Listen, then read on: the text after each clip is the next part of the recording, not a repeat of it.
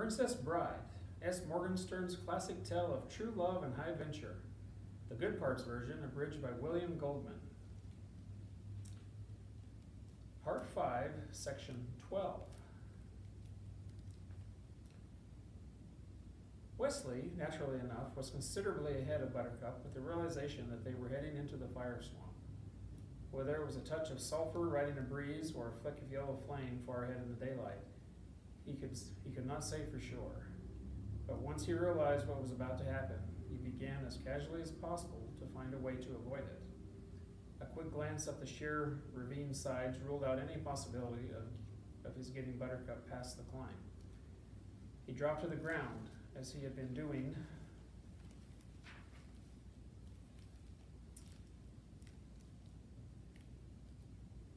every few minutes to test the speed of their trackers. Now he guessed them to be less than half an hour behind and gaining. He rose and ran with her, faster, neither of them spending breath in conversation. It was only a matter of time before he understood what they were about to be into. So he decided to beat back her panic in any way possible. "I think we can slow down a bit now," he told her, slowing down a bit. "They're still well behind." Buttercup took a deep breath of relief. Wesley made a show of checking their surroundings. Then he gave her his best smile.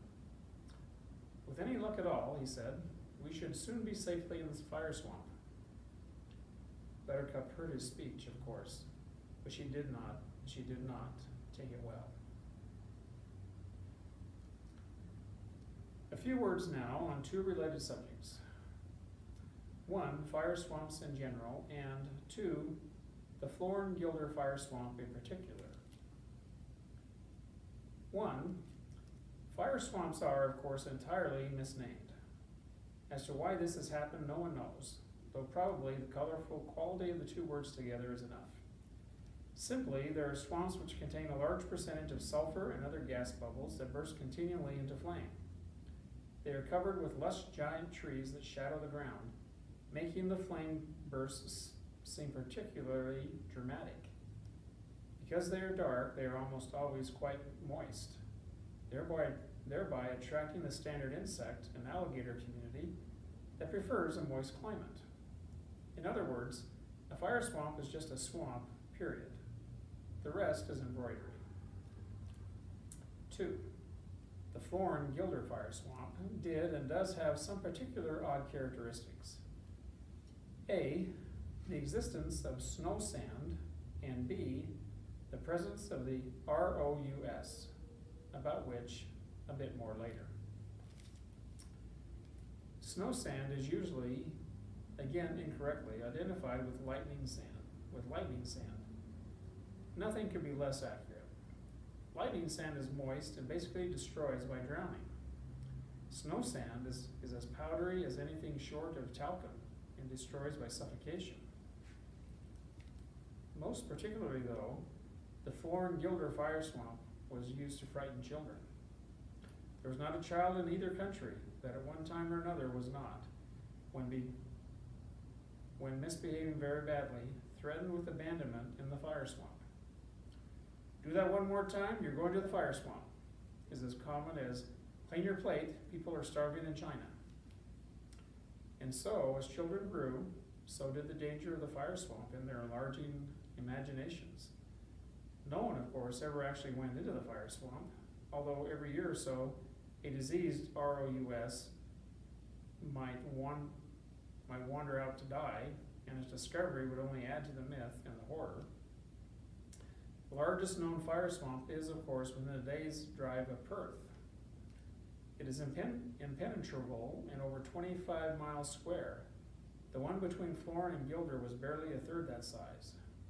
No one had been able to discover if it was impenetrable or not. Buttercup stared at the fire swamp. As a child, she had once spent an entire nightmare year convinced that she was going to die there. Now she could not move another step. The giant trees blackened the ground ahead of her. From every part came the sudden flames.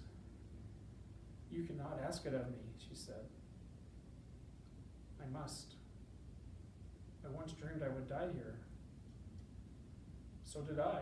So did we all. Were you 8 that year? I was. 8, 6. I can't remember. Wesley took her hand. She could not move. Must we? Wesley nodded. Why?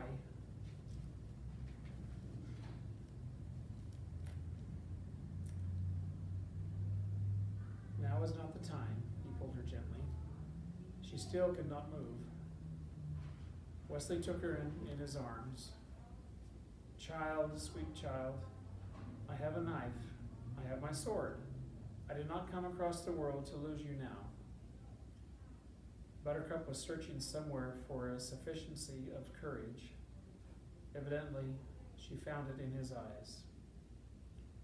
At any rate, hand in hand, they moved into the shadows of the fire swamp.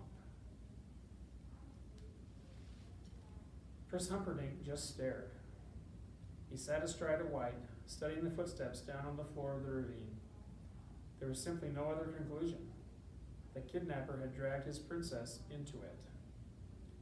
Count Rugen sat alongside. Did they actually go in? The prince nodded. Praying the answer would be no, the count asked, Do you think we should follow them? The prince shook his head. They'll either live or die in there. If they die, I have no wish to join them. If they live, I'll greet them on the other side. It's too far around, the count said. Not for my whites. We'll follow as best we can, the count said. He stared again at the fire swamp. He must be very desperate, or very frightened, or very stupid, or very brave. Very all four, I should think.